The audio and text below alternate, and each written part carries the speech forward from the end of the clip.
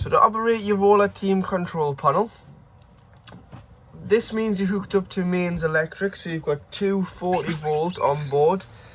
If you don't have that light on, it means you're just working off your 12 volt leisure battery. And then to turn your 12 volt system on, this is your on off button here. You can go up and view the carb battery, which is your engine battery reading. And then you can view your leisure battery reading and your fresh water reading.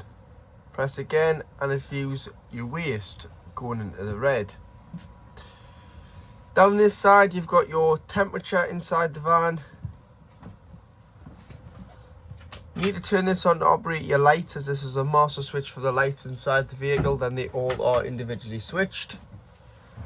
You've got your awning light on the outside of the van, and then if you're using a tap, toilet or shower to pressurise the water system by turning the water pump on, you need to turn this switch on here at the top, which is your pump, and that will pressurise the water to your various outlets. So to operate your digital Truma CP control panel, to turn the system on and off, you'd press and hold to turn it off, press it once to turn it on and it'll come on, and then to get into the menu you just press it once. You'll notice you've got a thermometer in a van flashing at the top corner. If you press enter, this is how hot you want your vehicle. So you've got all the way off in the summer when you don't want the heating, or you've got all the way to 30 degrees in the winter when it's very cold. So once you're happy, so if we say 27 degrees there, that's how hot I want the inside of the motorhome to be, I'd press enter, and that'll save that at 27 degrees.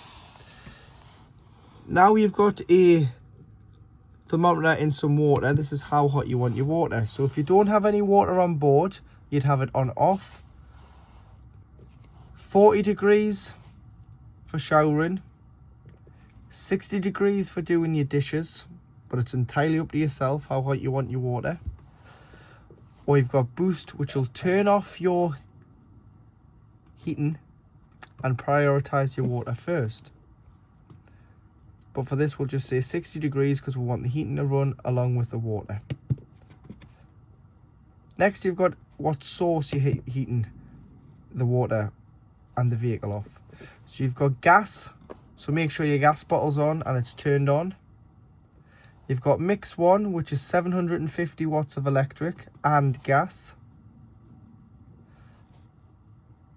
You've got mix 2, which is 1850 watts of electric plus gas. So you'd use mix 2 in the winter. If you're away and it was really cold, use a mix 2 will boost the vehicle up to temperature because you're using both sources together.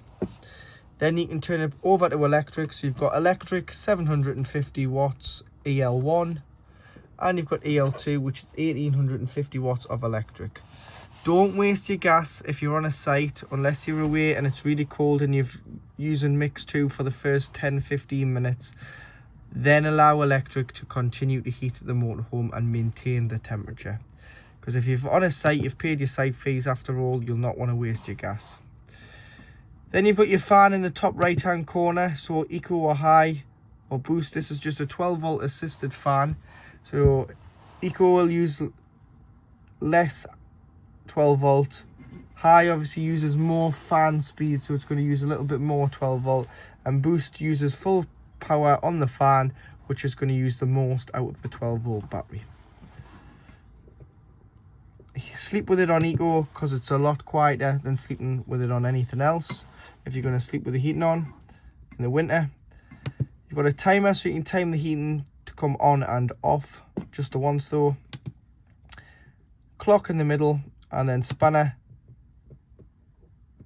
You can go all the way down to reset, and to reset the control panel, if you ever get a warning triangle in the middle, reset, preset, click again and it will restart your control panel. And then to turn off, press and hold and it'll say off, and it'll completely turn itself off. So underneath your double dinette seat, which is your forward facing one, this is your freshwater tank. So to access and drain the tank, you remove the red cap And in here, you've got a bung. So you lift that out and that'll drain off your fresh water. So in the winter, when you're not using it, it's very important that you drain the tank off. And if you've taken on any source of contaminated water, you would drain the tank. So it's not that one, it's this one here that you would lift up, and it's a plug, and drain off the water. Never leave water in over the winter months when we're experiencing colder temperatures, because it can damage the tank, and your tank is on board on this one, so it can cause a lot of damage to not just the tank but to your furniture and the construction of your van if the water was to leak and soak the vehicle. So in the kitchen you do have 3 gas burners, so there's no built-in ignition with the gas burners. You will need a match or a lighter of some sort just to light your gas hobs. Turn them off, allow them to cool before you do put the glass lid down, otherwise there is a chance you could shatter the glass with it being too warm when you put it down. So make sure it's nice and cold and put the lid down. You've also got a full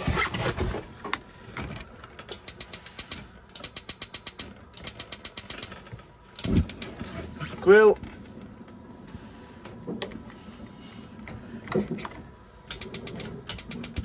and below an oven.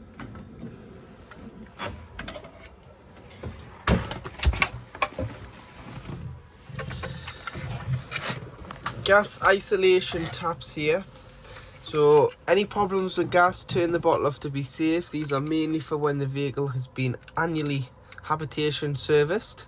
The technician will isolate each appliance to test the gas readings of each. And then you do have your trips, so if you've tripped the van out, try here before you do try your main site.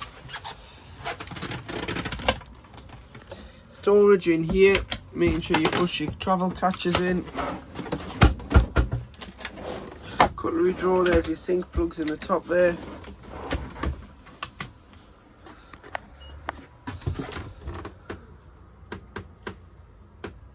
Storage over the top.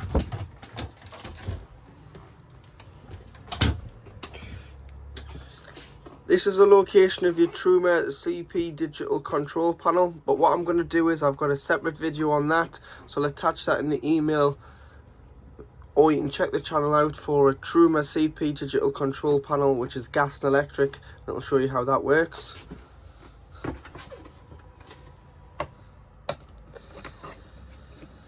Light switch and 240 volt socket. That socket will only work when you're hooked up, and to work this style of light, got a little switch on the end to turn on and off. So to operate your Dometic fridge with freezer compartment, to turn the fridge on and off, you've got this button here, so you just press and hold. That's a completely off if you are leaving it. Turn it back on, and you've got 3 sources. So you've got mains 240 volt, which is a picture of the plug.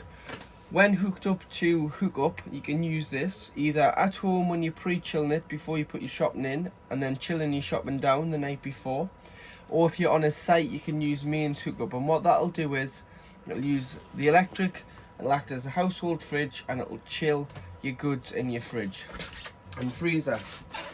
You've got gas and self-ignite, so no need to light anything. It self-ignites. You'll hear a clicking in the background, and it'll engulf with the gas coming through from the gas bottle, and that you would use when you're wild camping or you're in a storage yard and you haven't got a hookup facility to pre-chill your fridge. However, using gas or electric, when you travel, you can't use gas and electric, so you can use the battery setting. So the battery setting is a 12 volt feed off your engine battery, and what that does is when the engine's running, it'll send a feed to the fridge, and it'll just keep it at the temperature it was at when you left. So you've got to have had it on beforehand. There's no good just putting it on a battery and expecting after you've done a 6-hour drive for your shopping to be freezing cold, because it's not going to happen. You've got to pre-chill it beforehand, and that'll just maintain the temperature when you travel until you go back on your site and choose 240 volt hookup, or you go wild camping and you put it on gas. This here is your temperature, so 5 being the coldest, 1 being the warmest. And then when not using the fridge, on the light, push this nib in, these two pins come out. And what that'll do is not allow your door to shut, because there's an airtight seal on here. With it being a rubber seal, it forms an airtight seal against the fridge frame, and it'll trap the air in, and over time it'll start to smell if you've left the van parked up for a couple of months. So pull them out, it'll just stop it from closing on itself. So in your wardrobe area, you've got a large hanging rail, you've got your extension for your table, and you've got your freestanding table there. And then underneath you do have all your 12 volt fuses, so they're all listed here, the ampage and what fuse does what by the little picture, and they're all there at the back, just down here. So carry some spare blade fuses with you and just replenish your fuse if it does blow, because from time to time it can just randomly happen on all motorhomes and caravans. So it's best to be prepared and carry some spare blade fuses, and they're not the micro ones, they're just a standard size fuse. At the back of the vehicle you've got your large U-shaped lounge, but to make the bed it's very simple. So slide the lats out to here, and then pop your backrest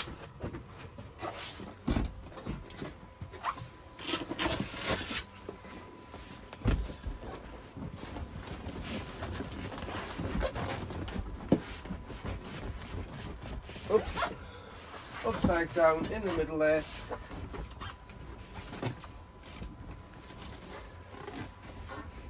Like so, and that does create your large double bed across the width of the vehicle.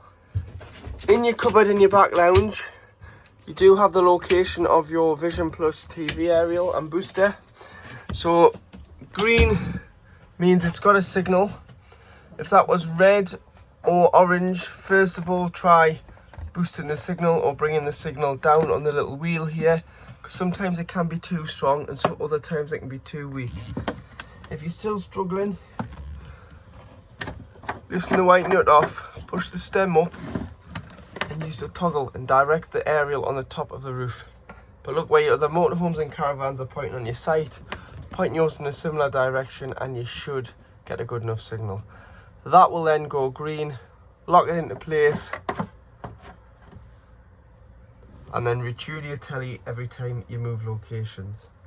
Making sure that before you travel, you undo that nut, pull the aerial in and tighten, just to stop it from getting affected by the wind.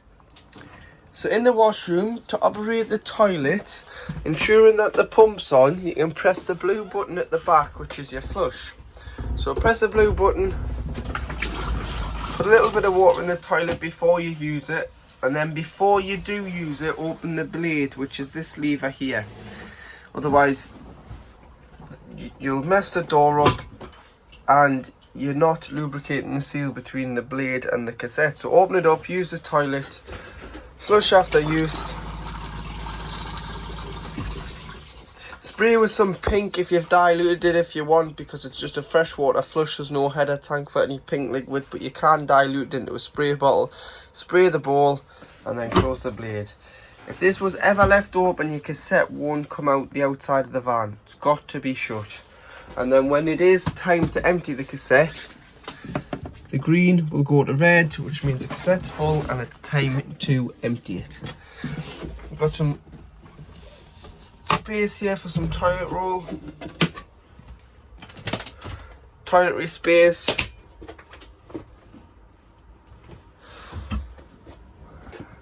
hanging rail.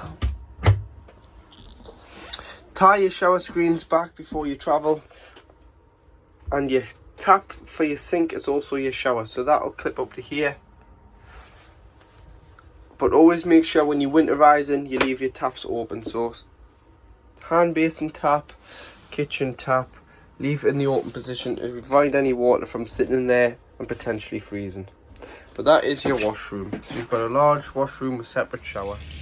And this is just showing that your water is nice and hot. So your hot water system is working as it should. And then underneath the bench seat in your double dinette, directly behind the driver's seat, is the location of your boiler. So your boiler holds 10 litres of cold water, which turns into hot at any one time.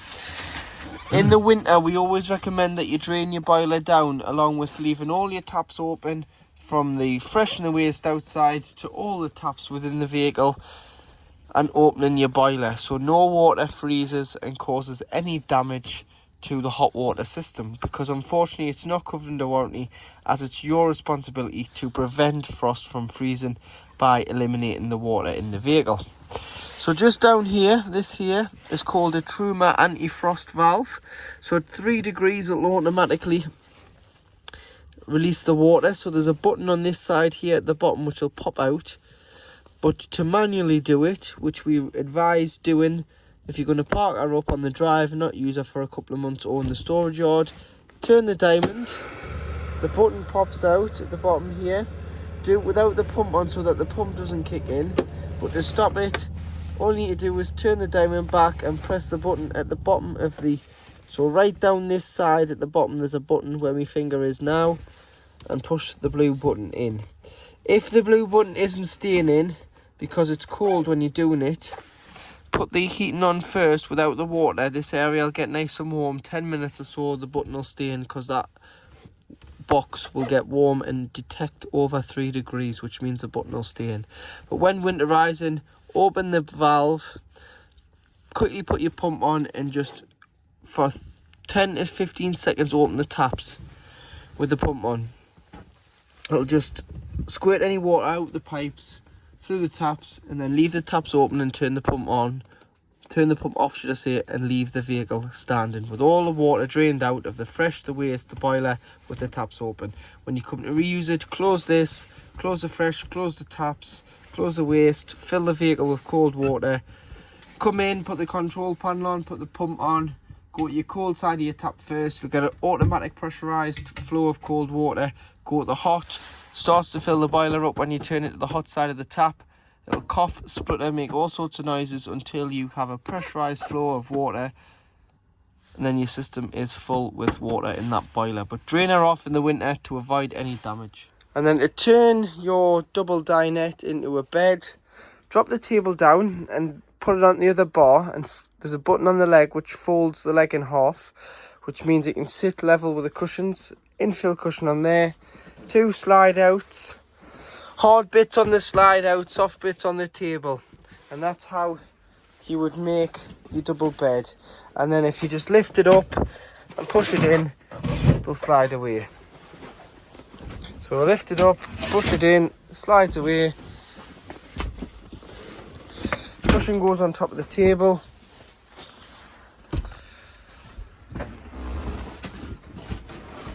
Table just lifts up, lifts onto the top here, like so, and leg, button on the leg, folds it in half, which means it makes your bed.